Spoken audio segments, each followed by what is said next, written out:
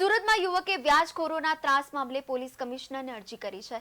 કતારગામ વિસ્તારમાં આવેલા ઈસમે ધંધા માટે 1% વ્યાજ લેખે 20 લાખ રૂપિયા લઈ લીધા હતા। બાદમાં ધંધામાં નુકસાની જતા વ્યાજ આપવાનું બંધ કર્યું। ત્યારબાદ વ્યાજખોર માનસિક રીતે ત્રાસ આપવાનું ચાલુ કર્યું હતું।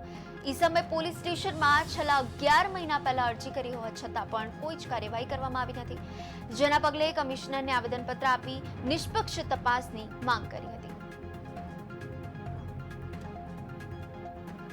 અત્યારે તમે વ્યાજ બંધ કરી દો એટલે હરેશભાઈ ઝડફિયાએ મને એવું કીધું હતું કે ભરતભાઈ ધનજીભાઈ ઝડફિયા મારા ભાઈના પૈસા છે એટલે વ્યાજ બંધ નહીં થાય, એટલે એ વ્યાજ બંધ નહીં થાય। અને પછી એ લોકોને મેં રિક્વેસ્ટ કરેલી કે ભાઈ આવડવા છે તમે અત્યારે ધંધો બંધ છે એટલે તમે થોડોક ટાઈમ ખમો, એટલે એ ખમવાલ નહોતા અને પછી હું ડિપ્રેશનના લીધે માનસિક રીતે હું સુરતમાંથી એક મહત્વના સમાચાર મળી રહ્યા છે। સુરતમાં વધુ એકવાર નકલી પોલીસ ઝડપાયો। થોડાક સમય પહેલા જ એક કારખાનામાં મિત્રો જુગાર રમી રહ્યા હતા, ત્યારે અમુક શખ્સોએ રેડ કરીને પોલીસની ઓળખાણ આપીને એમની પાસેથી અંદાજિત કુલ 1.73 લાખ રૂપિયા પડાવ્યા હતા।